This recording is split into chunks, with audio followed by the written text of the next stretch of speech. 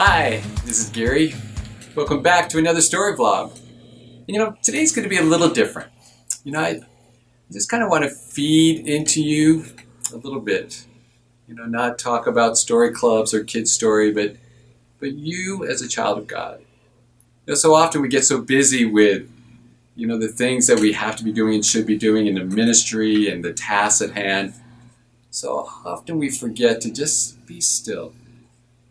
Just to be before the Lord, just to be at His feet, to be still and hear His voice, just to listen. This last several weeks I've been in the book of Romans, and it's just been illuminating. God's Spirit works that way, His Word works that way, where things that you've read so many times before, they just have a new light to them and a new meaning and depth to them as you read them. I'm currently reading through the Passion. And that's where I want to read through Romans 8. Not the whole Romans 8, obviously, but just starting in verse 14, I just want to read a few verses for you. And I'll reflect just a little bit on it, but just take a moment, be still, close your eyes if you want to. Find a comfortable place just to be still and relax, just to be able to hear the Spirit, just be able to speak to you. To bring His comfort, to bring His strength, to bring the wisdom and the knowledge and understanding of who Christ is in your own personal life and not in your ministry life. If you need to, put the video on pause and find a place to be still before Him. I'm going to start in reading in verse 14. It says, "The mature children of God are those who are moved by the impulses of the Holy Spirit. And you did not receive the spirit of religious duty, leading you back into the fear of never being good enough, but you have received the spirit of full acceptance, enfolding you into the family of God. And you will never feel orphaned, for He rises up within us. Our spirits join Him in saying the words of tender affection, 'Beloved Father.' For the Holy Spirit makes God's fatherhood real to us as He whispers into our innermost being, 'You are God's beloved child.' And since we are His true children, we qualify to share all His treasures. For indeed we are heirs of God Himself. And since we are joined to Christ, we also inherit all that He is and all that He has. We will experience being co-glorified with Him, provided that we accept His sufferings as His own." There's so much in here, and this story vlog is going to be rather short. And maybe the few extra minutes, you could just take the time yourself to look up Romans 8:14 and following. Just take a few minutes to meditate on it. But a few things just stick out for me that I just want to just elaborate on. The fear of never being good enough. So many of us fall into that trap.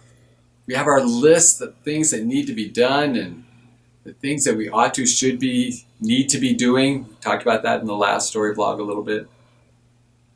That fear of never being good enough, never measuring up. Yet that's not God's view of us. Because later on it says that we hear Him saying the words of tender affection, that we are saying, "Beloved Father."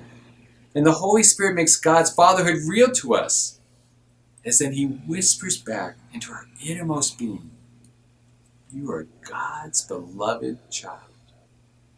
Is that hard to accept sometimes?